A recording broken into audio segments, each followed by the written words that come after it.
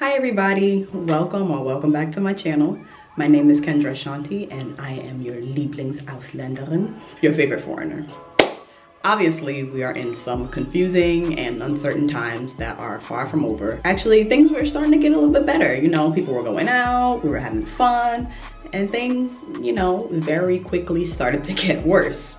Here in Bayern, the rules are changing every day. We're actually in the midst of a second lockdown. So I wouldn't be surprised if there would be yet another lockdown or perhaps a huge change in rules that would make it even harder for foreigners to come into Germany. But what I do want to do is share my experience with you coming here over the summer, and hopefully that can help you out with your journey if you're planning to come to Europe or Germany in the next year. Some helpful advice on how to get started or how to move abroad in these troubling times, then keep on watching. Before we get started, go ahead and hit that subscribe button. It's easy, it's free. You're helping a Black woman, all right? Can't go wrong. So as of July 1st, several different groups of people were allowed to travel to the EU as essential. So that included students, seasonal workers, all kinds of different people. I'll actually include a full list somewhere. And the group I'm going to be focusing on is students because I traveled here as a student. Now, as a US citizen, I didn't actually need a visa to travel over here, but I was going through it. I was feeling really anxious. I was feeling really nervous about getting rejected. So I just wanted to have this extra little security to say, hey, I got permission to come here. And I've done all that I can to be able to come in. It was just something that wasn't necessary, but was very necessary for me to feel calm and at peace. But I know plenty of people who just showed up to the airport with the documents that I'm gonna mention later, and they were fine.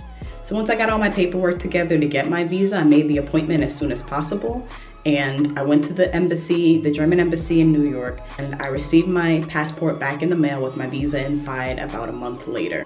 So, if you're traveling with or without a visa, I suggest that at the bare minimum, you at least have your admission letter, rental contract, or some other proof of accommodation, and a letter from your university that states that you need to be present in the country to complete your program, because you're not actually allowed to come to Germany if you're only doing an online course. The only way that you'll be permitted to come is if you are participating in a program where you're required to show up in person. How my program works is we're kind of doing a hybrid system.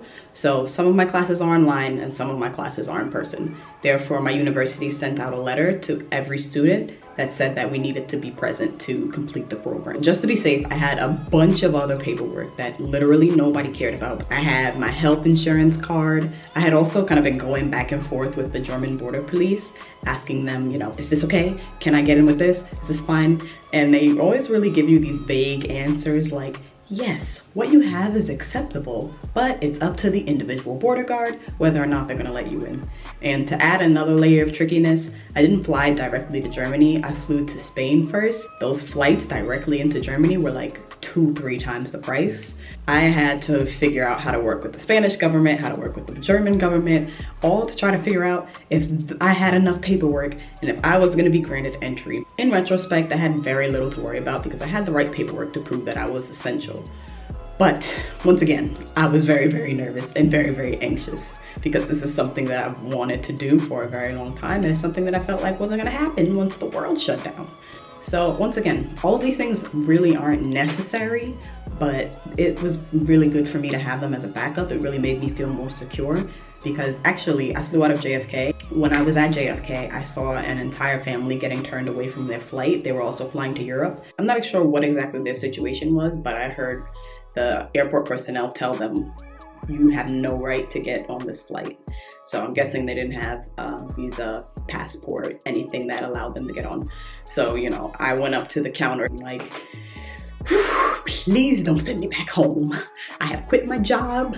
I told everybody I was leaving. She just really looked at my acceptance letter, the letter from my school that said that I needed to be present, and my visa.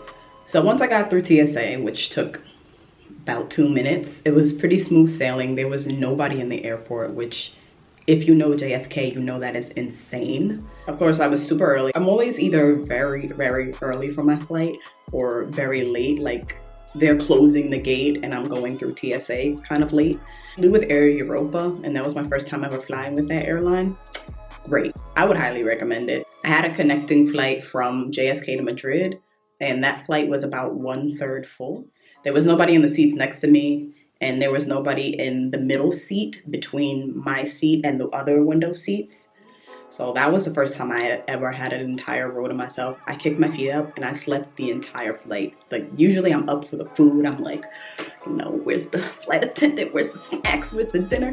I knocked out the whole flight. I didn't wake up until I was in Spain. We also had to wear our masks the entire time we were on the flight, but I was knocked out, so I didn't care. And I think by that point, I was pretty used to wearing my mask. That was the longest I've ever worn my mask at one time, but sleep.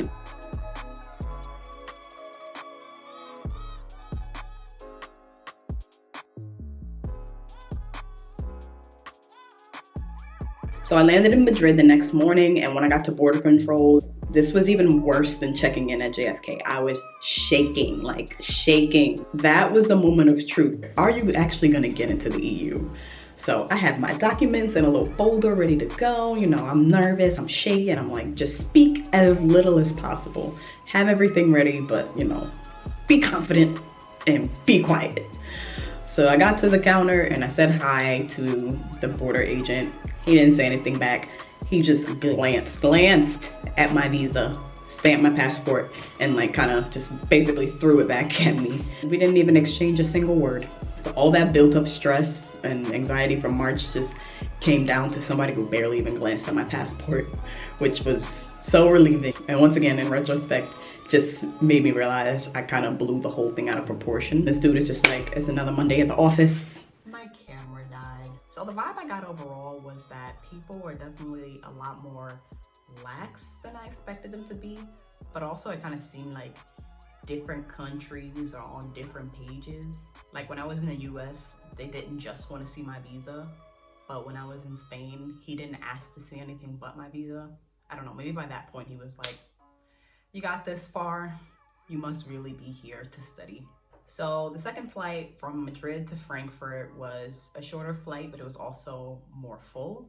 I would say that flight was about 2/3 full. We also had to wear our masks for this flight. When you arrive in Germany, if you're coming from a high-risk country, at that point you were eligible for free testing. So I got tested right when I landed in Frankfurt, and it was a pretty simple process. There weren't many people waiting in line. The people that were administering the test were really nice. You just had to fill out an application online and they emailed you your results. So before you got your results, you're supposed to go into a quarantine. And then after you get your results, you were supposed to report them to the health department.